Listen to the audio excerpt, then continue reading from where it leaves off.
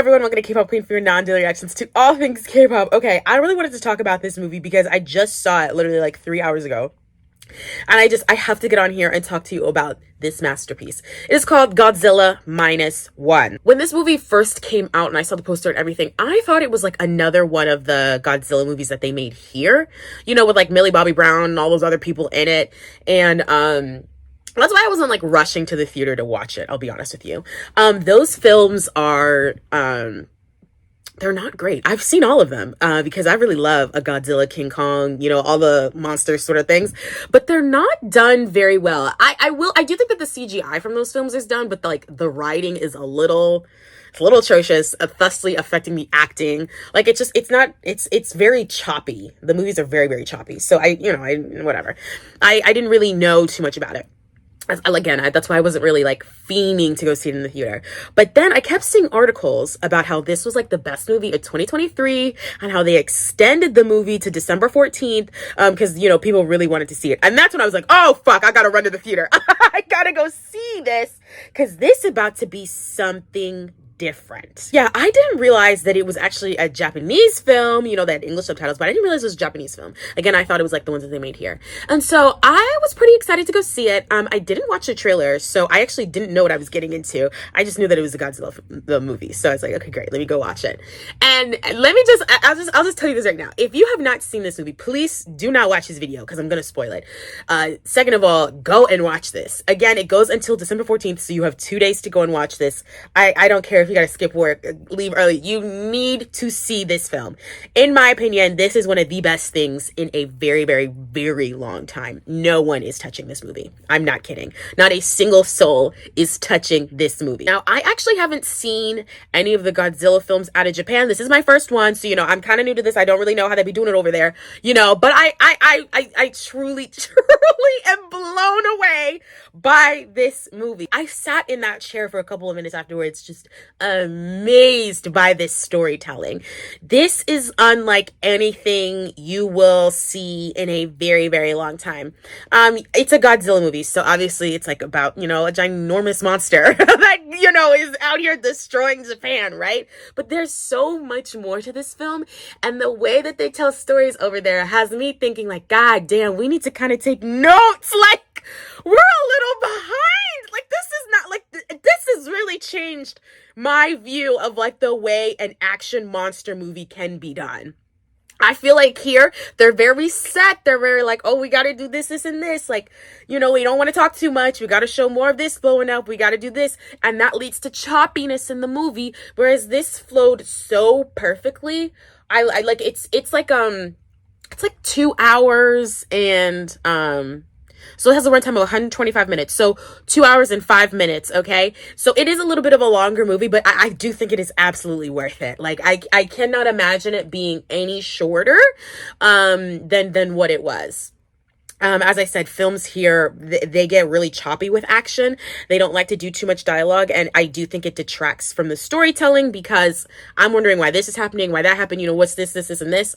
Whereas with this film, I never question a minute of the story. I never questions anyone's intentions. You really do perfectly understand each character in the film, which I think is a very, very difficult thing to do. Very difficult, especially since this is only 2 hours once you think about how many characters are in this movie. First of all, shout out to the CGI, animation, AI team, whoever you are. Godzilla was fucking terrifying. I'm not even kidding. I don't know how you thought of this. I don't know how you drew him. I don't know anything about this. But when you, the way that they shoot him, or the way that we see him in the movie is honestly from like ground up. And that to me, brilliant. It really like, shows off how big this bitch is, you know, like this is a motherfucking giant monster coming to destroy you, and you can't even get out of the way fast enough. It's like, it's crazy, right? So CGI animation team, you did the thing. You absolutely set a standard for CGI, in my opinion, and it really, again, it had me questioning. I was like, what have we been doing here? Because what we do here looks like shit compared to this. I'm not even kidding. Personally, I really love some of the CGI that I saw in, like, you know, Black Panther and Shang-Chi. Shang-Chi I thought was very, very good. There were moments where I was like, okay, this is, but like it wasn't, I was very impressed by it. When I watched Godzilla, I was like, wow, I actually don't know what the word impressed means. I'm sorry, like this is out of this world animation. We need to take, I'm sorry, you need to get back into class with them. You need to go to where they are teaching and learn from them over in Japan, because that is insane. Mind you, this budget was $15 million. 15 mil. I don't know if that means they're being underpaid, but I was like, you need to give this animation team way more for the next film, because wow, absolutely superb. I will just read a little bit, because the plot on Wikipedia tells like the whole story. It's like the fucking script is up here. My God, it really tells the whole thing. But basically, it centers around this kamikaze pilot. His name is Koichi, and I'm gonna really mess this up. Please forgive me. His name is Koichi Shikishima. Okay, and he is a kamikaze pilot in World War II. It's near the end of the war. He basically, we basically follow his story, like, towards the end of the war, post-war, up until, like, this big battle with Godzilla. So he is that central character. And, I'm giving my props to this man. His name is Runosuke Kamiki. He plays Koichi, and brilliant. Someone had tweeted at me that they feel like he should win an Oscar, and I agree. So we follow him. The movie starts with him, basically feeding problems with his airplane. He goes to like this base where he's like, oh, can you check out the plane? Something's wrong. Nothing's wrong with it. He's just afraid. He doesn't want to die, which, is kind of like a really big plot throughout the movie. And again, I think it's done very, very beautifully. He's very afraid. He goes to this island, where they, you know, they're like, okay, nothing's wrong. What's going on? I guess you can leave tomorrow, right? But Godzilla shows up at this island and pretty much kills everyone there except for him and one other person.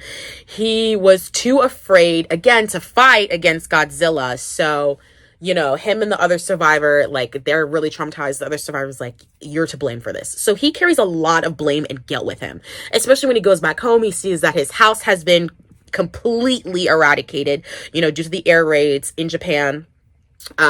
He's lost all his family. You know, his neighbor lost her kids. Like, everyone around him is just kind of like very, very traumatized, very, very angry, and they can't even believe that he survived this. Although, you know, it's crazy to watch, because the whole time I'm watching this, I'm like, good thing you survived. Like, I'm glad you didn't die, you know, for this war. Like, good thing, right? Well, everyone else is like, oh, because of you, I lost everything, you know, which doesn't really make sense, of course, but it's like, that's grief, isn't it? It's sort of, it blankets you completely. So he lives his whole life with this grief, with this remorse, wishing that he could have done more. I gotta say, this was really, really well told. Post-war Japan. Rubble. It like just nothing, just flattened, you know, people dead, families wiped out, you know, barely any survivors, and anyone that did survive, survivor's remorse.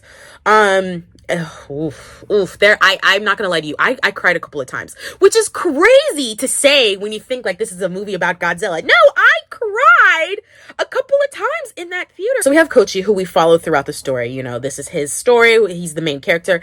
And then we have Noriko, who like becomes his partner. Basically, he takes her in after he gets back from the war, essentially, and they like become this little family unit with this baby that she was like given while the mother was dying. So it's like a really mismatched family. They've lost everything.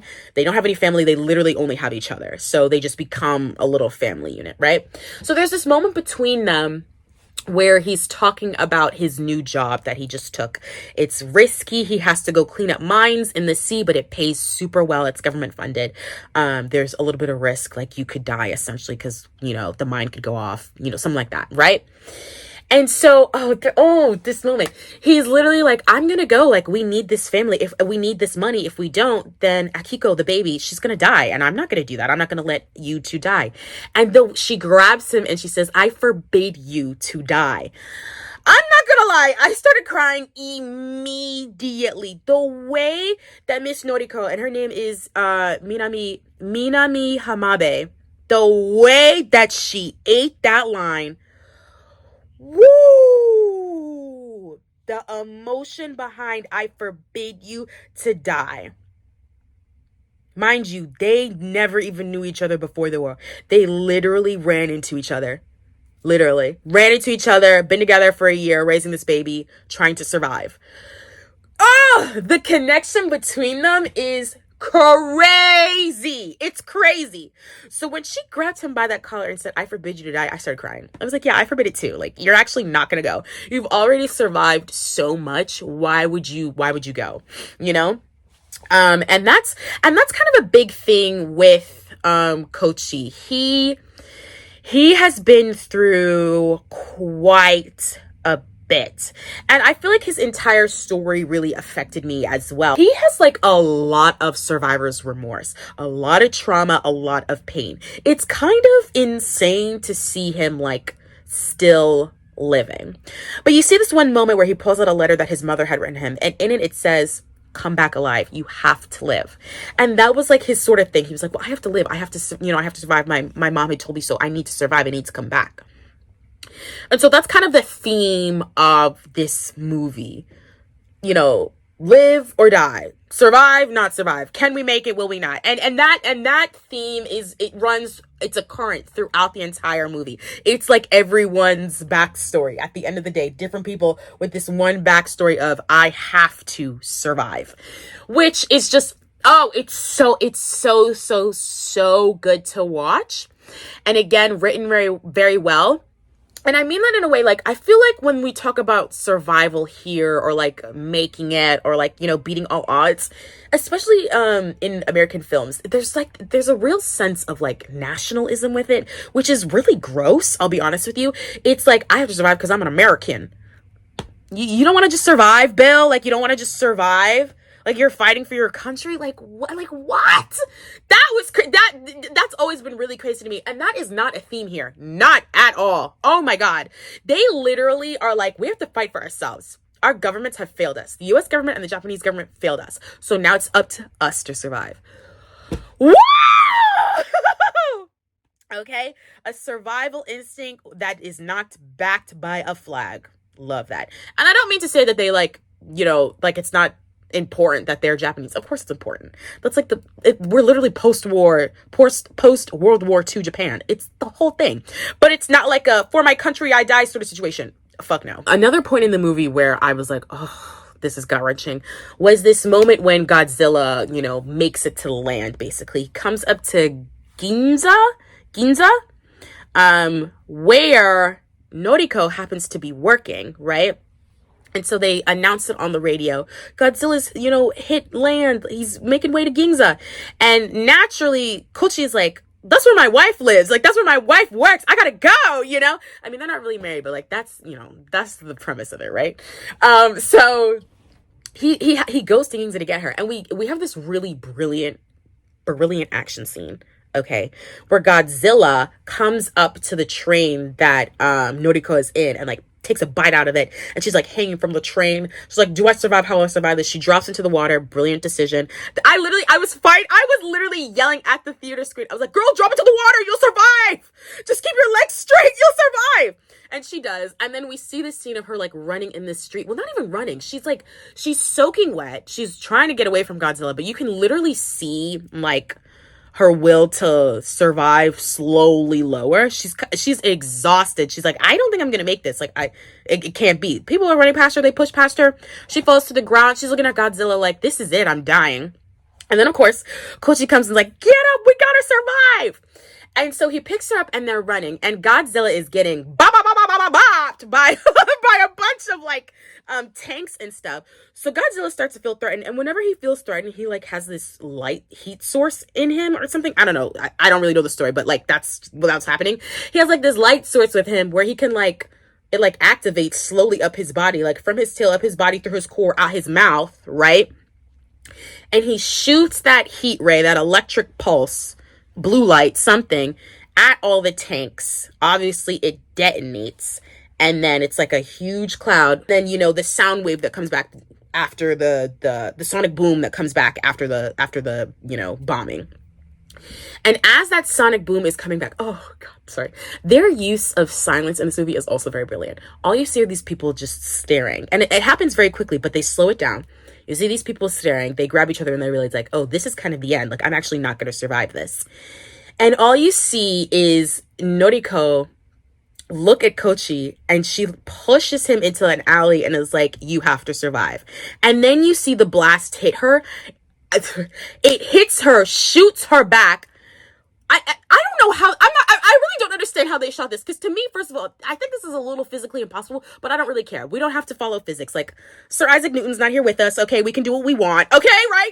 So, like, I don't really know how they shot this, but, like, though to me, it seems like they shot this lady 30 feet in the air at, like, 200 miles per hour. I was, like, you literally see her, and it is in slow-mo, but, like, that means it was going faster in real life, right? So, like, you literally see her, you literally see the cloud hit her body. She, like, literally goes back out of the frame. You see Koichi being pushed into the alleyway, and then you see the whole wind mass come right past him, right? And, like, it's, like, a good 15 seconds of just debris, wind, everything coming out of that, which, oh. Brilliant.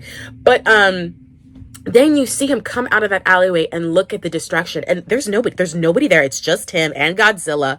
Destruction. And you can see the wheels in his head as it, like, suddenly he's in his villain era.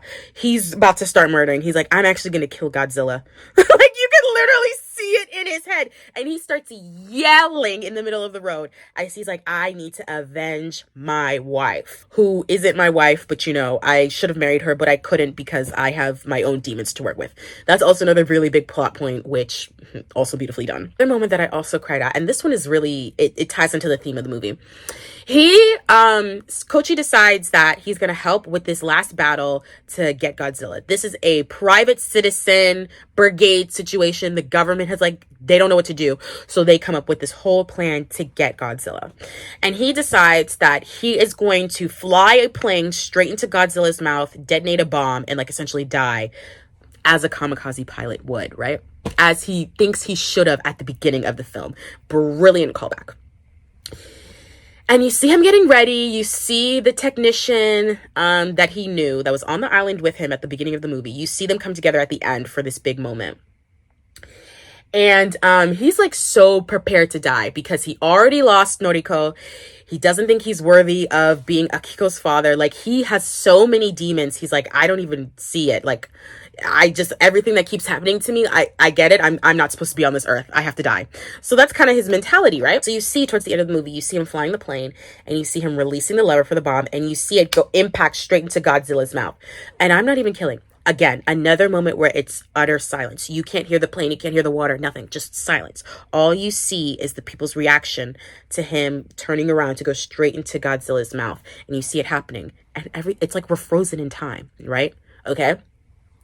And we think he's died, but do you know what? Do you know what we really see? We see that he had ejected himself just in time so that he can live, so that he can survive. And this, to me, made me really cry. It made me cry a lot because this whole film, I'd been watching this man lose his will to live. I'd been watching it go down. I see it go up when he has this new family. I see it go down when he loses the family. Like, I just see him go through so much emotional turmoil that, like, the fact that he really wants to live in the end, that just really made me bawl my eyes out. I could not stop crying. Everyone came to set that day. Writers, the directors, my DPs, like the lighting, CGI animation, like acting, like it was like the perfect, like, trifecta. Well, not even trifecta. I don't know. The perfect, everyone coming together and creating an unforgettable film. It's a Godzilla movie. Like, you don't think like you're gonna get a really emotional storyline or heartfelt moments or really a look at people. You don't really think you're gonna get that, but you absolutely do. It's not even really about Godzilla, if I'm being honest. I mean, to see Godzilla in all the glory and all of the different sizes throughout the movie, seeing his strength grow, absolutely phenomenal. I'm seeing his regenerative powers, something I didn't know he could do. I was like, what the fuck? When did this happen? When did we get this? And then to see him like, just destroy and destruction, great. But truly, the heart of this film are the people and their stories, the people and their traumas, the people coming together, okay, to help each other and to survive. They've been through so much. They go through a lot more, and they make it. They make it. Oh, this film is so good. I cannot wait to show this to everyone I know. This is going to become my new obsessive film. There was a period in my life where I would have different obsessive films. At one point, it was Pacific Rim. That movie's brilliant. I don't care what brilliant movie. Guillermo del Toro, amazing. Charlie Hunnam, amazing. It was Pacific Rim. It was Train to Busan. I showed everyone Train to Busan. It was also The Man from Nowhere. I showed my uncle that movie, my very Nigerian uncle, The Man from Nowhere, and he ate it up. He would like ask me for Rex. He was like, that was brilliant. What else you got? So anyway, this is gonna become my new obsessive movie because I can't get over the brilliance of this. And I can't wait to see what happens next, because something's gonna happen next. Oh, something's coming up next for sure. Guys, if you have seen this, tell me what you thought about this. I mean, my God, would love to have some discussion. If you haven't, you still have 2 days to go and watch it. Please make sure that you do. I really highly recommend it. It's just too good of a film to miss, in my opinion. Yeah, definitely make the time to see it. Okay, guys, comment below, tweet at me, and I'll be back with another reaction. Bye, guys.